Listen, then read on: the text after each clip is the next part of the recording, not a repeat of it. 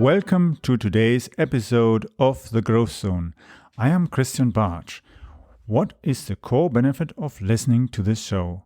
Business leaders in corporate and privately held companies gain insights into trends and strategies that provide them with a competitive advantage in the marketplace.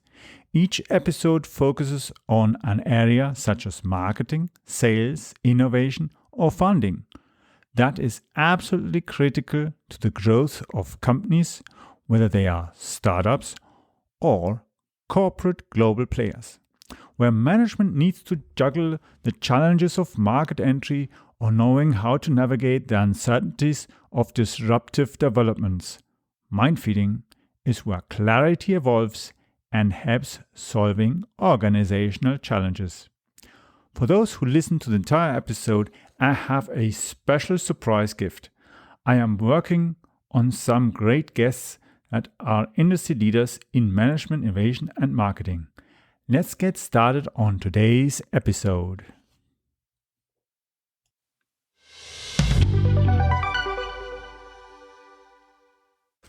In today's episode, I've got Steve Rodgers, with whom I'm going to be discussing the differences of being a high-level corporate CEO, small business owner, and a serial entrepreneur. Who is Steve Rodgers?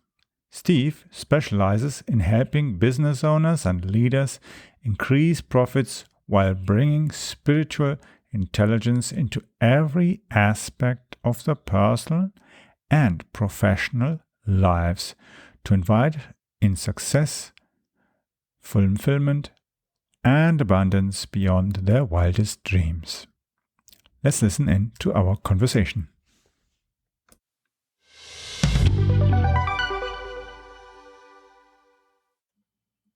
So today I am with Steve Rodgers from San Diego area in California. And today we're going to be talking about what are the differences of being a high-level corporate CEO, a small business owner, and a serial entrepreneur.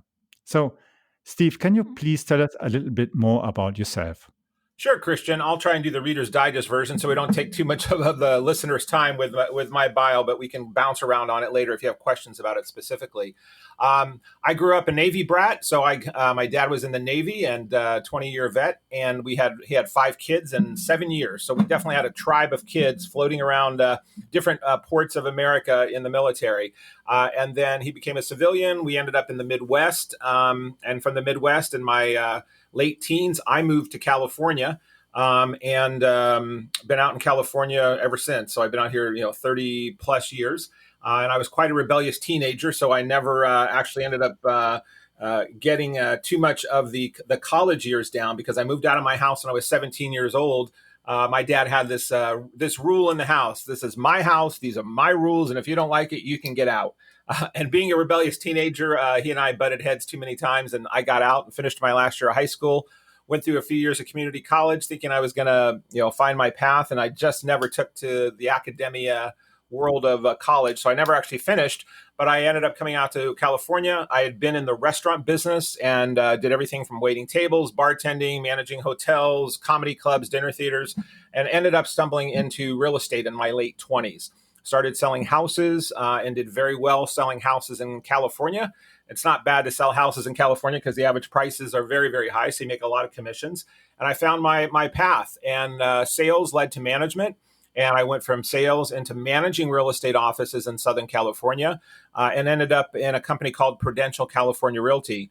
And I had ended up being at that company for the big chunk of my career. For 15 years, I went from being a manager to a regional manager to a president to a COO, and then eventually became the CEO of that company.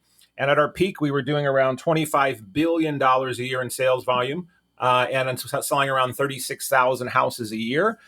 We had title, escrow, mortgage, new home construction, et cetera. And after September 11th, and when that happened, and it really changed the world dramatically for everyone, the owner of our company had a franchise under Prudential. So all these offices were running under the Prudential brand. But he was in a nervous panic because the market was crashing. If you remember 2001, 2002, after September 11th, the markets just crashed and the world was in disarray. And he ended up selling his company, which was a pretty large real estate company, to Warren Buffett of Berkshire Hathaway.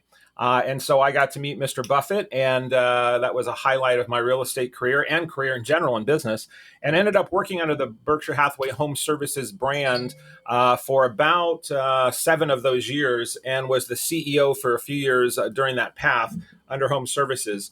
And then in the 2008 meltdown of the real estate market and in the world, I continued to be the CEO, but I ended up leaving in 2009 and started my own real estate company, which was a crazy, nutty idea. But we can talk about why that happened later.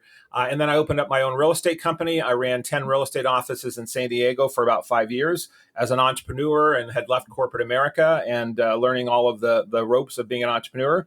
And then was not feeling as fulfilled as I would like. So about 5 years ago, I started a consulting, coaching, advisory business, and also wrote a book, and became a keynote speaker, traveling the world speaking about purpose-driven leadership. And that's what I'm still doing today. So I help purpose-driven companies get more productive, more profitable, and more on purpose. And I'm a serial entrepreneur in various ways. So that's kind of my nutshell Reader's Digest version. That's cool, because it just reminds me when you say, especially like with your dad, with the different locations, were you in, what's it called? Norfolk? Yes, Norfolk based? absolutely live in Norfolk, Virginia. My dad was stationed there for about 3 or 4 years.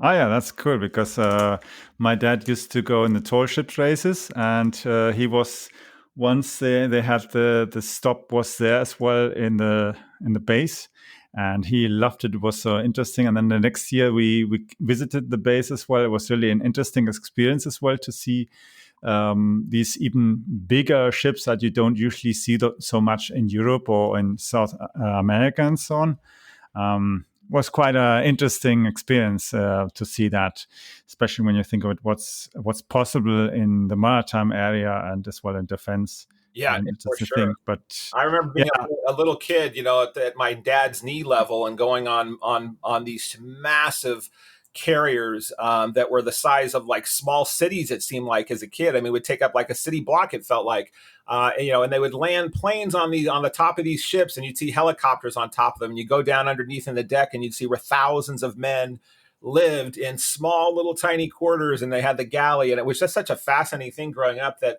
this thing could actually float, that look like skyscrapers turned on its side on the ocean, and that what they could do in wartime or not wartime. But it was fascinating to see what can happen in the world of creation, and in defense, and then also just the creativity of man in designing those things, and then getting into watching the planes take off on the top of the ship with the sound of those. I got to see that a few different times, and that was exhilarating and thrilling. And I know you're getting your pilot stuff, so you've gone from the ocean to the sky now, right? Yes, because actually originally I started with sailing from my childhood on. We always the water was always the first thing. Usually I have been living near the water, whether it's lakes or rivers or the ocean. And that's why, as well as you mentioned with the ships. I remember as well when we lived in South America, we used to go a lot to the port, because my dad had, of course, was a factory director and had to, of course, negotiate all different things. So he always knew as well when military ships were coming in, and he knew, of course, all the different kind of people there. And sometimes he used to then, when the German Navy, for instance, used to come, we'd go on board, get some special things that you can't get from home. And yeah, of course, conversations as with people who like sailing, the water, and all the other things, traveling. It becomes an endless conversation. Yeah. And if you are a kid, you eventually get tired. And so once I slept in the bunk of the first officer of a German naval ship, which is an interesting thing that you don't usually get to have to do. But of course, if the men want to have that chat and be disturbed, put the child to bed, and it's easiest solution.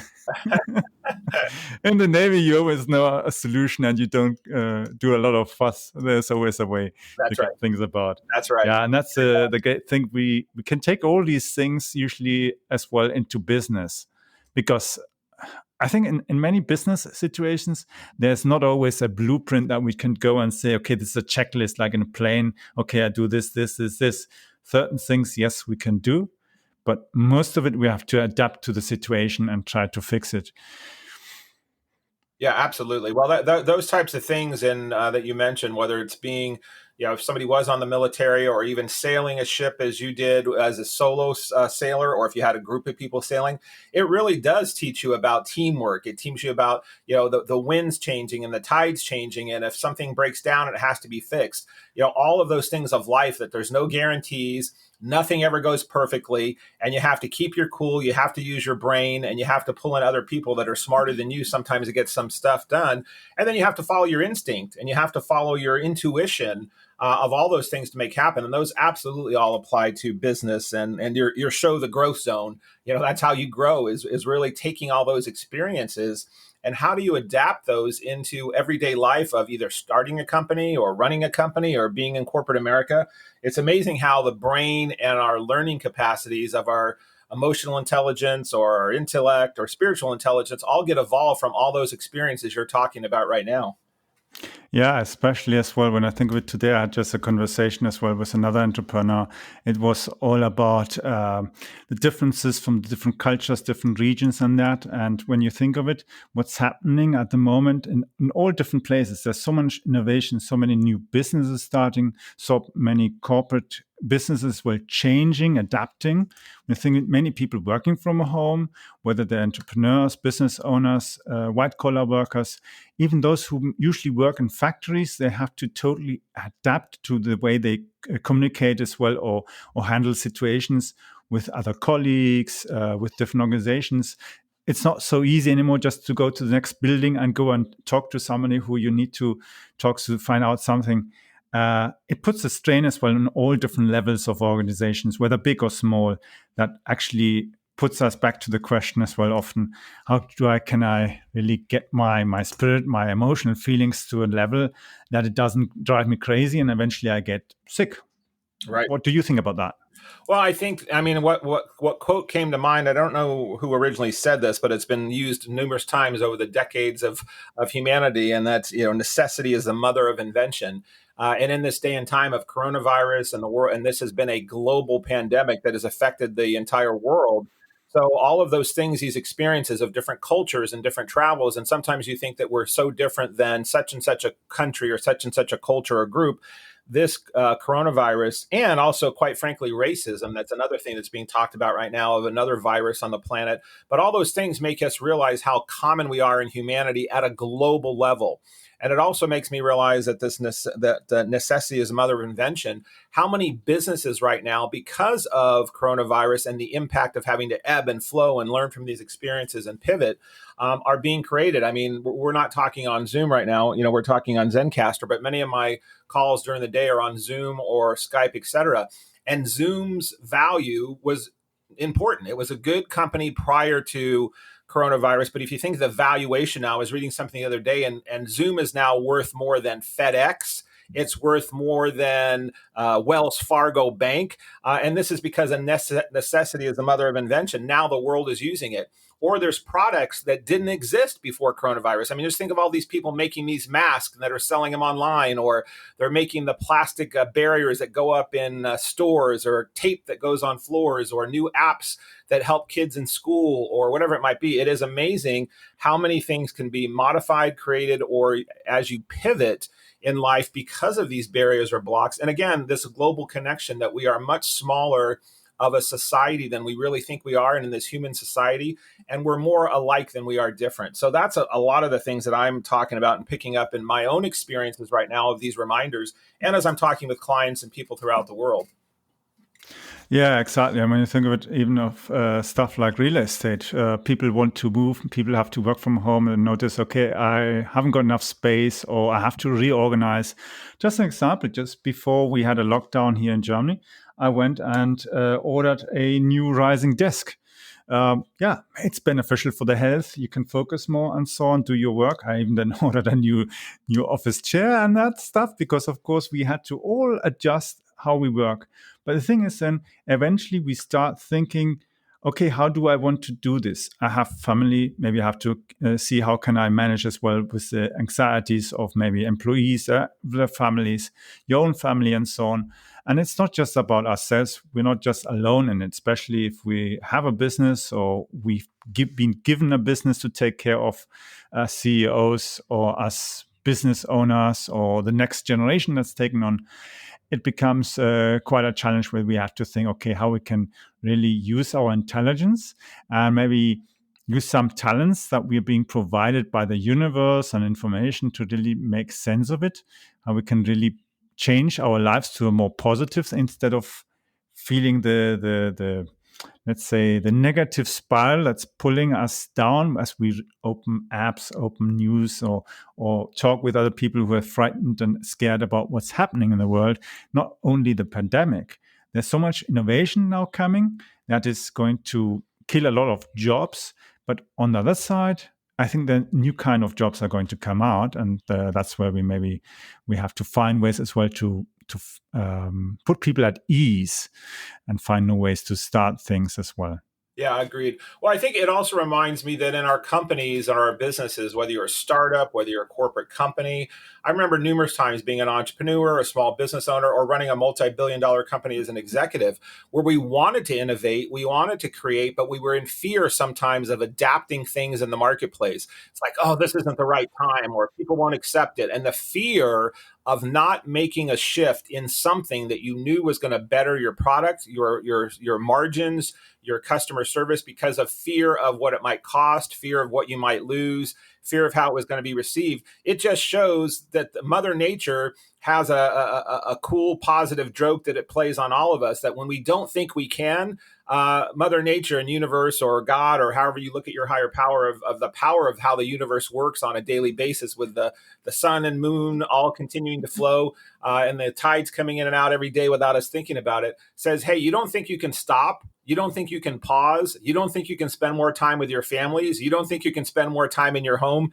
You don't think that you can change your business? Well, let me just show you in one sweep of a germ that becomes a virus. You absolutely can. So it just reminds me that in our businesses, if we wanted to make a change, if we wanted to really adapt in our personal lives, if we really wanted to shift how we were living and showing in the world, once we break through the fear, it really is possible if we do what it takes. Now, sometimes it's forced upon you.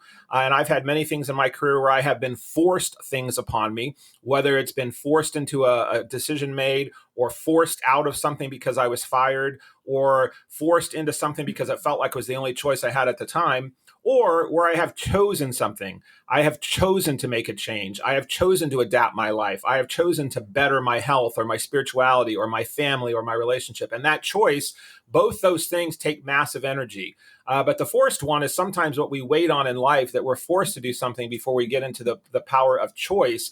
And I think what's happening now on the planet is people are saying, gosh, I'm forced into this. Now what choices do I have? Or I'm not feeling good about what I'm doing the way I'm doing it. I think I might choose something different. So I see this as a global, very big picture, mankind kind of global shift versus just a temporary pandemic. I think there's so many. When you look at the times where you have massive change on the planet Earth or even in the universe, of things that shift and change the way people live, think, and the way that the world will continue to work, this is absolutely going to be one of those for sure. Yeah, definitely. Because, for instance, many people usually in business think, yeah, spirituality and other things, there's no place for that in business. But actually, it's been in place in business for a long, long time. I'm just currently reading a book about one of the presidents of IBM. And he was actually quite a very spiritual person who came from very humble beginnings and eventually rose to becoming the president of IBM, built the company in a way that it became the success that it is today. And it's actually quite interesting because he tried as well to do a lot of good for his employees, for the families, and as well for the people, the communities in that. But at the same time, realizing that he on his own cannot manage it. He needs his team, he needs his people, and he needs certain kind of spiritual guidance as well to keep his mind at peace, because there's so much stuff happening. And when you look at his time period from he was, let's say, he was managing the company through the First World War and then the Second World War, through several depressions and different economic turmoil and illnesses and all kind of stuff happening, and people dying, getting heart attacks and all those things. Great people who were important for his life. And when you think of it, any business person today, whether he's a corporate CEO or is a serial entrepreneur, he'll always have these events that he cannot avoid, things that just come and then they're there and we have to stick with them for a while. But finding a solution is like with the example with the Navy. If you've got a hole in your ship, you'll find a way to somehow close it. And if you've got several holes, okay, you'll find a second solution somehow. Eventually, you'll manage to get back to port and get the things fixed properly. But yeah, there are solutions. And I'm sure that you see that as well when you, for instance, just example, see what other people have done. You've been with people like with Warren Buffett, as you said, or other people who've seen different situations and had to somehow manage that stuff. And some got fear, like the former owner of Prudential, or other people who said, I'll take the opportunity and buy this company, like Warren Buffett, and do the best out of it. Yeah, absolutely. Absolutely. Well, and I see that for many leaders that I've worked with and for and have become one. But I mean, definitely I'm not in the league of a Warren Buffett at a global of his celebrity and his wealth. But I definitely learned a lot from him and others like him along the way that do exactly what you just said. They know that they have a certain superpower, whatever it might be, of their intelligence, their emotional intelligence, the way they can perceive markets, the way they can lead people, an idea they had for a product, but they know that they don't have all the answers. And even though many leaders have very big egos, they have learned to manage their egos, hopefully, and they've learned to pull in this team effort. And they realize when there is a problem that needs a solution, they don't always have the answer. So as you said, they need to reach out to team, they need to reach out to source, or they need to create it because it doesn't exist. And I think that many people rely on their spiritual intelligence to do so, whether they verbally articulate that or not. I mean, I just think about when people get in crisis. I mean, when people are in hardship, if you watch movies or you read a book or you watch something in distress, I mean, people say, they start praying or they, ask, God bless you or God help us, or if there's a tornado coming or some crisis, people seem to be able to easily reflect on praying to something higher than themselves. And I have learned in my life that I've incorporated in business and my personal life that I take this spiritual intelligence and this energy in on a daily basis, and I use it to help me grow and to realize what's life all about. I mean, at the end of the day, I've had some success. I have had many failures, and I've had the successes and the failures mixed. And I've wondered which ones I've learned the most from. And most of the times, it have been actually deeper and wider messages from the failures and the successes. And the successes, when I've had them, when I've made a certain amount of money, when I got the title, when I bought the company, whatever it might have been in these things, you go, oh my God, when that happens, that's going to be my pinnacle of success. You get it, and it's exciting and it's fun, but there's also a sense of emptiness to it because you think, is this all there is? I thought it was going to feel more than this. I thought it was going to be deeper than this. I thought it was going to mean something. And you were talking about the hole in the ship. If someone has a hole in the ship and it's starting to sink or you're taking on water, by God, you're surely going to find a way to get that fixed. Well, I know that all of us as human beings, part of our human condition is that we have a hole in our soul, that there's something that's lacking that we will always have being human beings because we are not perfect beings. And I have found that hole in the soul, the thing that we're searching for, more money, more power, more status, more success, more notoriety, which is many of the things we strive for. And sometimes spirituality is lower on the list as we're climbing ladders of success, that hole in the soul can only be filled by a sense of spirituality. And I'm not here to dictate what anybody's religion should be by any stretch, or if they even need to be religious. Spirituality can be very different than religion, and you can be religious and also spiritual. But that is usually what that superpower, if you would, is the most constant in our lives. And that energy of tapping into that, whether it's being of service, giving to others, being a force for good, or calling on those resources within your companies, that you use that spiritual connection to entice others to be more open, be more giving, be more creative, and be more team players, I think is really key in leadership.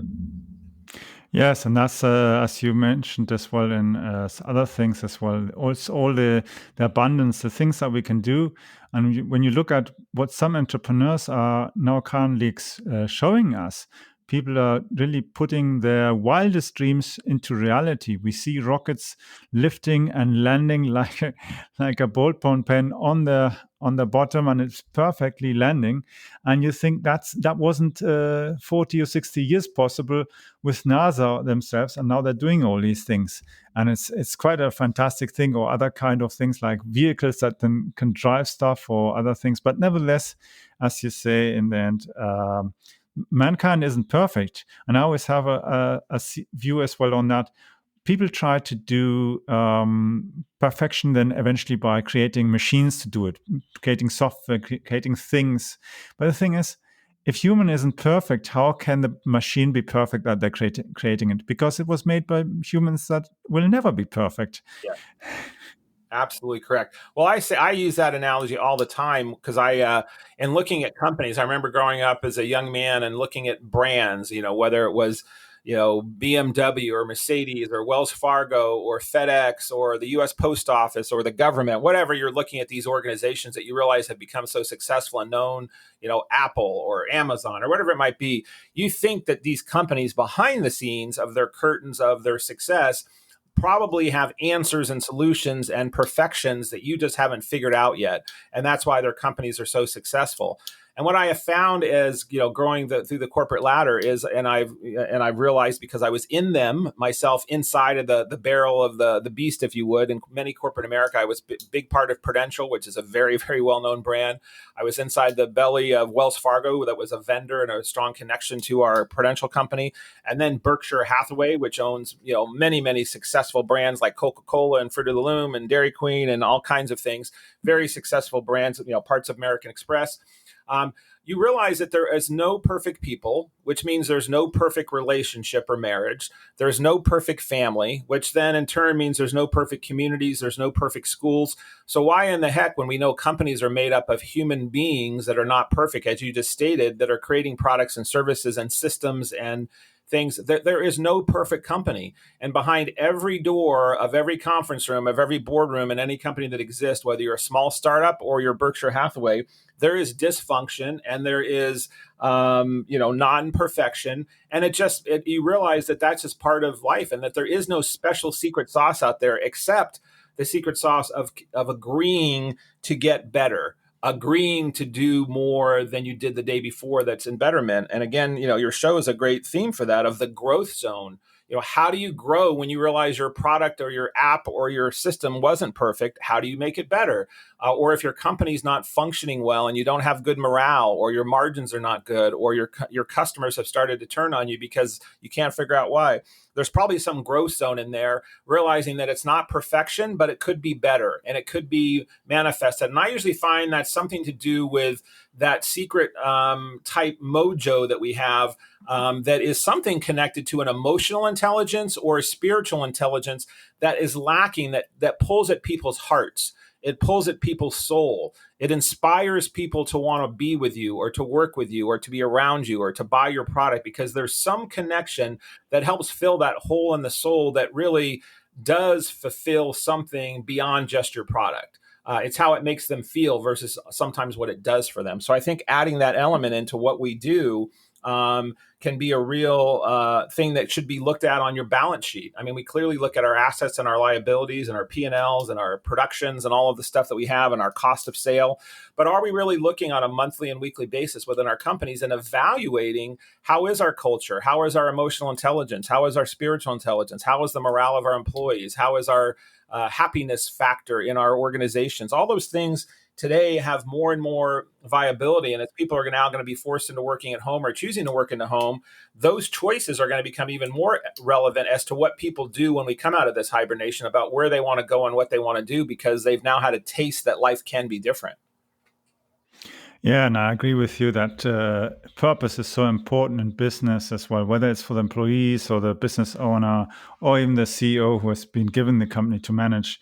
And as you mentioned before, purpose-driven leadership is so important. Otherwise, people just lose that connection. And now that many working from home, and enough troubles to handle their kids, handle discomfort because maybe their apartment or their house isn't made up for working all the day.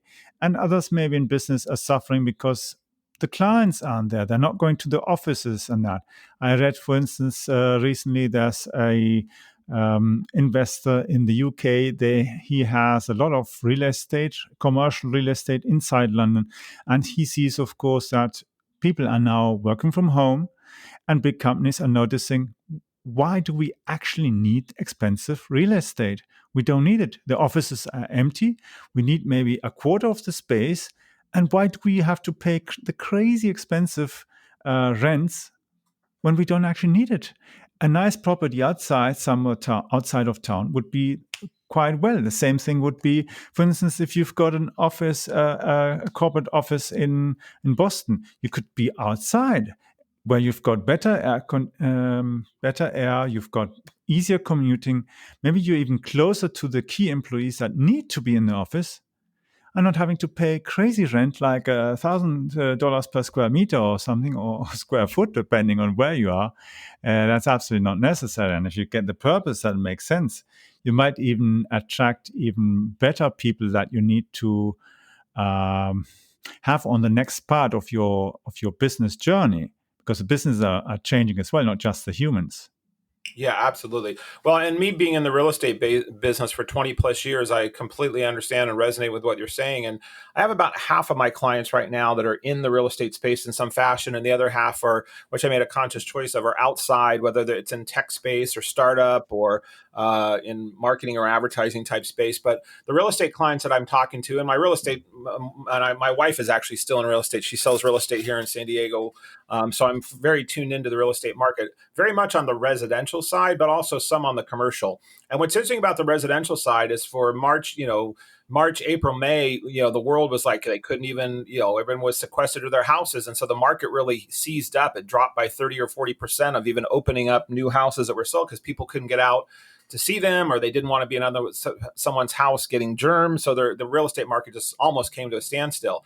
However, in the last 2 to 3 months, it has come back with a vengeance because people started doing stuff virtually. They would look at videos online. The agent would go into a house with a mask and do a virtual tour with their camera or on a device, and they would send it to that to that person. And then people started making offers, and inventory was so low because people weren't putting their houses on the markets, that the market right now in the United States, and specifically where I am in California and in Southern California, is hotter than it has been in years. I mean, the market is going through the roof because people realized, even if they've got this thing going on, they want to have choice about where they live. They want to be choice about how much space they have. They want to be choice about that they still want, that the home has become even more of a valuable aspect, especially if you're going to be working from it. But that on the turn, the commercial market, as you just said, I have clients that I'm in process right now and helping do exactly what you just said. And I feel really horrible for the commercial landlords that exist, because the government has done, a fairly good job coming with some financial packages that are helping people that are in challenged spots right now with SBA loans and, credits on this, or, putting moratoriums on foreclosures and on evictions because people are out of work, et cetera. But the landlords are, still having their own bills they have to pay. And some of their tenants, commercially or residentially, are not paying rents. And some of their tenants are doing exactly what you just said, saying, well, even when coronavirus is over, I'm not sure if I want to come back. I have one client that owns about 15 real estate offices in Los Angeles, and their average space is like, 10, 12, 15,000 square feet for one office. And they're already in discussions with their landlords about dramatically reducing those either in half or potentially one or two of them. They're thinking about just going virtually on some of those altogether. So I'm wondering what's going to happen to the commercial space from Manhattan to Chicago to small towns that have all these buildings, and it will bounce back in some fashion, but it's not going to be the same that it was. That everyone needs all these brick and mortars, because, like you said, they've realized they can do some, if not all, of this virtually. And on your P&L in any business, people know it's usually your rents, then it's your employee cost, and then it's advertising and marketing, and then your cost goes. So if you can take one or two of those down and dramatically reduce that, you're immediately upping your P&L bottom line profit. So it is going to be a challenge on these commercial landowners and building owners, that have all these huge spaces. I have quite a few friends that live in New York, and Manhattan has just been like, people are flocking out of the city, that they just don't want to be in the city. And some of those buildings are massive. They're going to be trying to figure out what they're going to be doing for tenants moving forward. And also some of those businesses have gone out of business or are not going to be coming back the way they were. So it is going to be an interesting time on how that segment of the market has to readapt and fill that hole in the ship, as you were talking about, because they're going to have it. And in some cases, there might just be new businesses that are being created that do need space. So it's going to be interesting to see how long that gap gets filled or how those buildings get repurposed. Yeah, absolutely. Because I think as well, the organizations are going to be very decentralized in the future. They'll have smaller offices. And of course, smaller offices in outside regions have less costs, so you have less issues. And there might be even more an emphasis on research and development locations and administration working from home, because you don't need to have a bookkeeper or so sitting in the same building, and everything is digitalized nowadays. So you need research and development in a place. You can't get the people who maybe are experimenting with chemicals and other kind of stuff doing this at home. You don't want to having your next door neighbor experimenting with stuff and going kaboom. Let's hope not, even though there's people doing that illegally, that we don't need to talk about on this show. But you're absolutely right. There are certain things that need to be in controlled areas that need to be done, whether it's, stuff that you're doing on confidential information where you're doing research for the government, or if you're a scientist or you're in the medical field and people are going to the emergency room and you got to go to the emergency room because you're the emergency doctor. That said, there's still part of that job that is administrative or is creative or is marketing or is prospecting for new clients, whatever it might be in any business. You have all these segments that are similar. Some of that can be done from home. So I'm confident that even after this pandemic rises, that the choice of fluctuation of work environment for those companies that allow their people to have choice, or to just, say you're working 2 days a week from the office and 3 days you get flex time to work from home. And there are studies out that in some cases, not all, but the companies are finding their employees are being more effective and more productive on stuff that they're putting out or stuff they're getting done in a certain amount of time. And so I think it's going to be interesting to find out how companies, leaders, and organizations take that as an advantage to offer choice to their employees or executives, and were for their own benefit, that they choose. Like you said, if you're going to only have people coming in part of the time, then you could go from 25,000 square feet down to 10,000, and you have a rotating schedule on when people are in shifts when they're coming in the office, and the offices are smaller. Or you have like a rotating office, that you have an executive office that's shared with 2 or 3 people, and on Monday, Wednesday, and Friday, Tommy gets it, and on Tuesdays and Thursdays, Susie gets it, and you've got digital screens up, and they can change the look and feel of the office by putting their own photos on the digital screen of their family or kids, and that office gets used for somebody else. And you put in your docking station and you're all ready to go. And so those kinds of things clearly, I think, are going to be happening. And it's also going to open up talent pools. I mean, a lot of times when people are hiring for these positions, whether you're in Chicago or Miami or, Idaho or wherever you might be having your business at, you're restricted to have people in your geographic area. And if you've realized that part of your business can be done remotely, or all of your business could be done remotely in some fashion, then you have choice. Do I want to hire somebody that's in Germany? Do I want to hire somebody that's in Hong Kong or in India or in Manila? For just having people because of talent, or potentially because of cost and structure.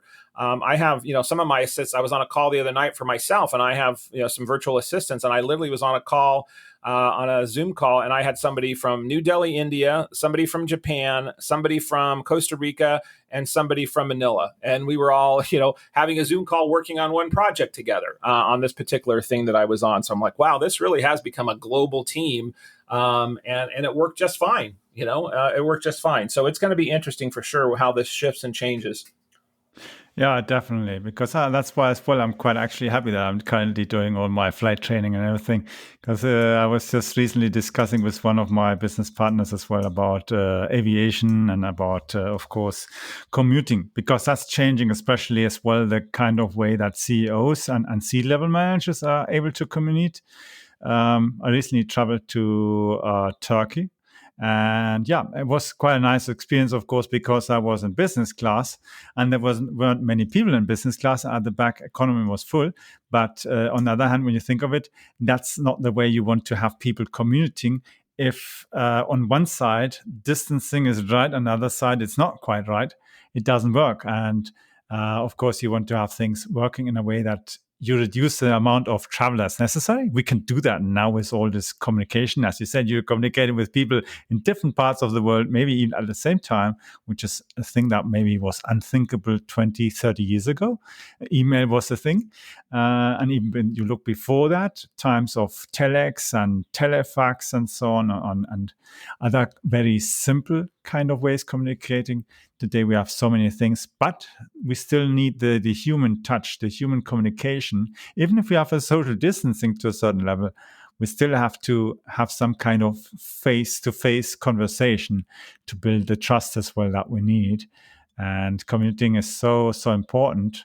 And I see that especially the market, whether it's real estate, people looking for maybe larger apartments or people looking for villas and houses are maybe away outside of the big troubled cities that have too much congestion and have maybe some kind of risks associated. At the same time, people are going to see how they want to communicate, how they want to commute as well, and what they want their people to do. For instance, there's some big corporates that have their own business jets, and they're sending engineers back and forth around the world instead of putting them on regular airlines, because they know they are at least safer. They're not going to have a high risk of exposure of getting sick or other kind of stuff, or maybe have to have quarantines and so on. If it's just them on a plane, it's just them and the pilots. That's it. Yeah, and you're flexible. You're really flexible, especially when you think commuting inside the US. You have, of course, so many opportunities, so many smaller airports where you can just fly and land, and you don't have to go to a big airport, general aviation, and that. And when you think of it, so many entrepreneurs. Just look, for instance, at Steve Wozniak or other people in that field. They all fly and they enjoy the things. Some do it for recreation, and others do for convenience because they save time. They have, of course, a different kind of safety in today's world. And yeah, they have too many responsibilities to fill at the same time. And sometimes they have to be at different places. Just look, for instance, at Elon Musk. He just flew over to Germany in his business jet, had a meeting with the CEO of Volkswagen.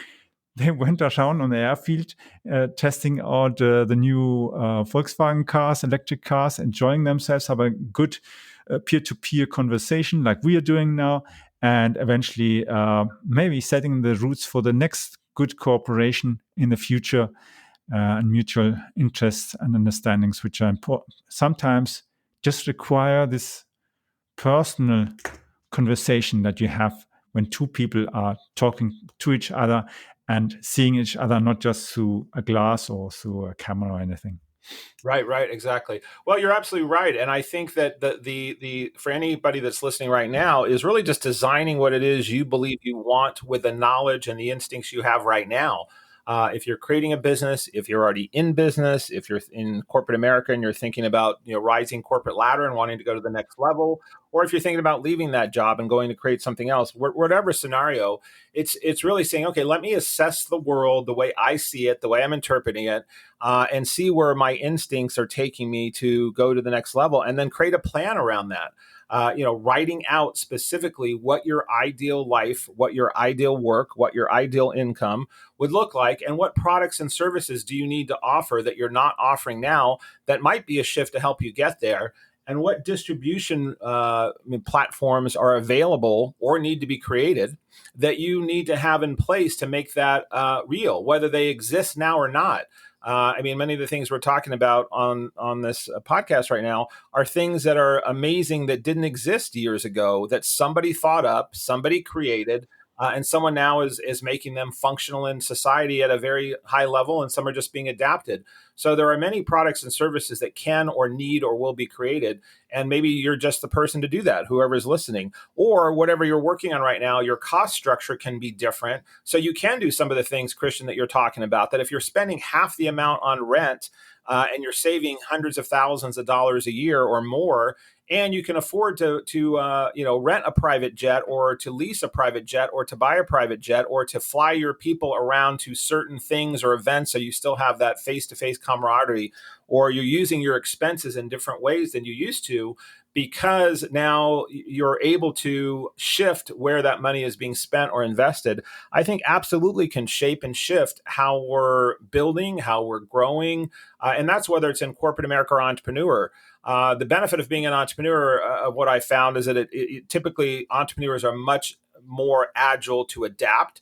They can usually adapt more quickly, and they're more willing to change. Corporate seems to be sometimes we were talking about ships earlier. Sometimes it's like, changing course on an aircraft carrier, it seems.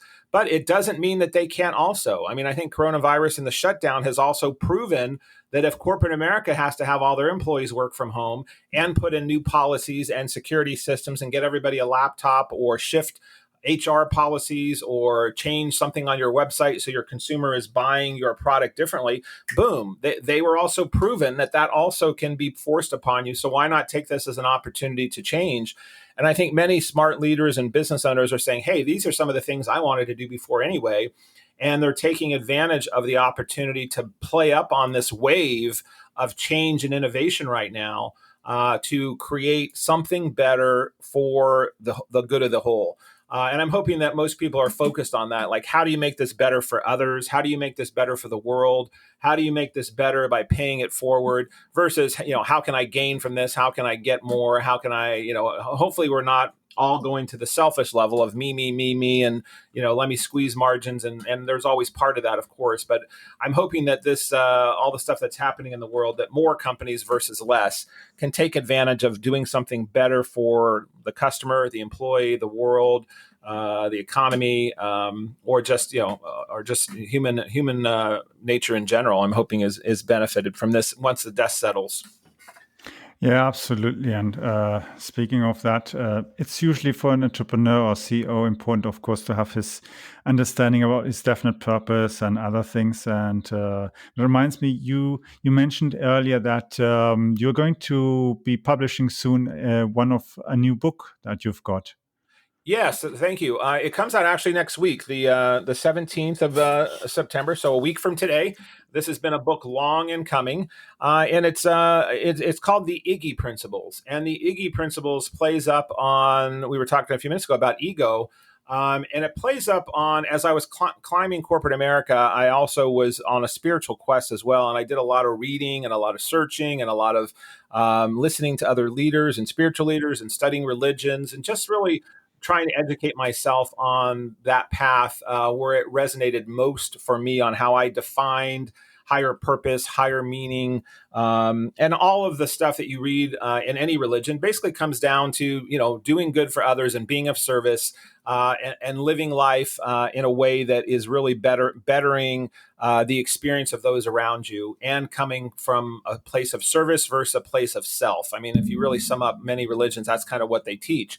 So the book, many years ago, I read a lot by a guy named Wayne Dyer. And people here listening probably remember Wayne Dyer. He died a few years ago, but he wrote a lot of books. He was originally a psychologist, and became a spiritual leader writer. And he was on PBS and all kinds of shows and had tapes and books. But he was a lot about spirituality. And one of the easy, simple phrases that he used to talk about was about ego. And he said, we all have ego, whether you're a CEO, whether you're a mother, whether you're a son, whether you're a daughter, whether you're a cheerleader, whether you're a football player, it doesn't matter. We all have ego. It's just part of our human conditioning. And it doesn't mean we're not going to have ego, but being aware of the ego and how it sometimes can have negative impacts in your life and the lives of others. He said, just remember, when you're too heavy in ego, and you're not being of service to others, you are edging good out. And he also said, you're edging God out. So it was just in a book, in this phrase. And I looked at that sentence 2 or 3 times, and it just hit me like, wow, when I'm in my ego, and at that time I was heavily climbing corporate America ladder, and I definitely was in ego, and I definitely was more about power and status and money and hitting my sales numbers. And that definitely took some ego. But I realized that wasn't how I always felt good about myself. I didn't always feel as good about myself when I was so heavily in ego.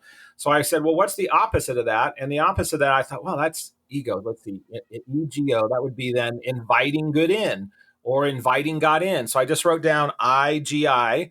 And I said, IG. I said, Iggy. Oh, I'm going to use that Iggy. So I, for my own benefit, 10 or 12 years ago, just started having a daily mantra. And every time I walked into a meeting or I was in a situation or I was with my family, I would have a mantra in my head and said, are you coming from ego or are you coming from Iggy?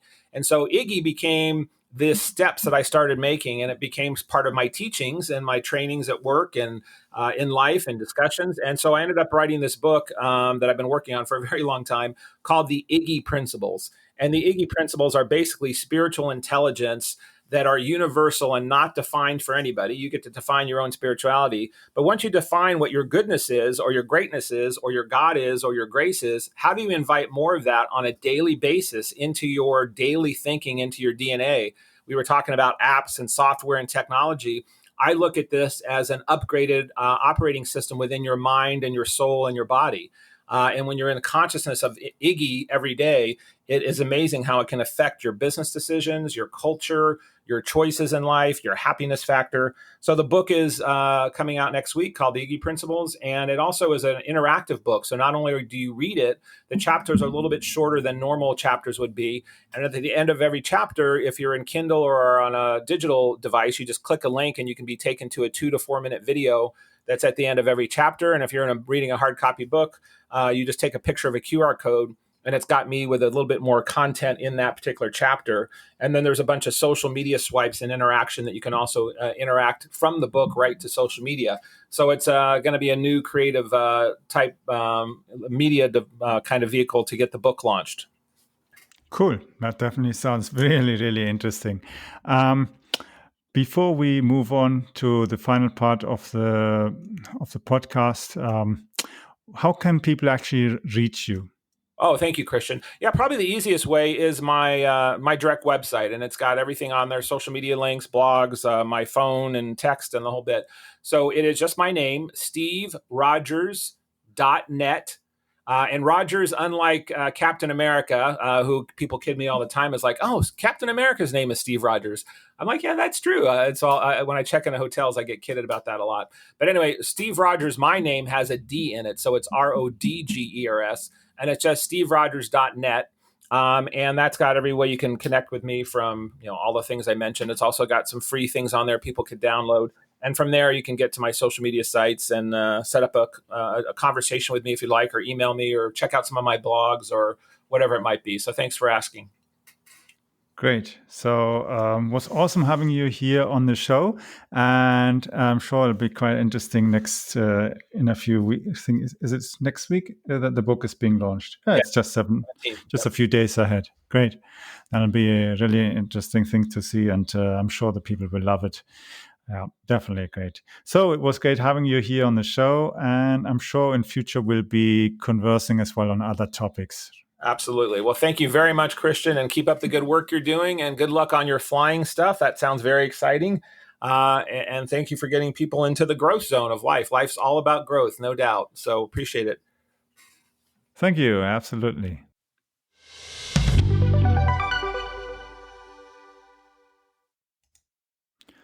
I hope you enjoyed today's episode of The Growth Zone with Christian Bartsch. Thank you for listening. Please leave a review or rating here on iTunes or on podchaser.com. If you found the content helpful, then share it on social media. I would like to invite you to follow our show so that you don't miss the upcoming interviews with leaders in the market. Simply visit the website follow.prmediareach.com. I will be adding the link also to the description of this episode so that you just need to click on that link. For those of you who are listening and signing up to follow the show, I have reserved a free copy of the Ultimate Guide on Content Marketing. This is the strategy that got me top corporate clients like McDonald's, Linde, Hewlett-Packard, Deutsche Bank, Volvo, and many others. That strategy has been working for over 10 years. It also got me contacts with police, transport authorities, military, and several universities, and even leading research institutes. For sure, it also worked wonders as it got me many small, medium-sized entrepreneurs and enterprises as clients. And that even included international clients from all around the world. The link to sign up for our free broadcasting service and the guide is follow.prmediareach.com. That will give you access to the most recent version of my ultimate guide on content marketing. You can follow me as well on Twitter by using the Twitter handle CAPBarge. That's spelled Charlie, Alpha, Papa, Bravo, Alpha, Romeo, Tango, Sierra, Charlie, Hotel. Yes, that is CAPBarge.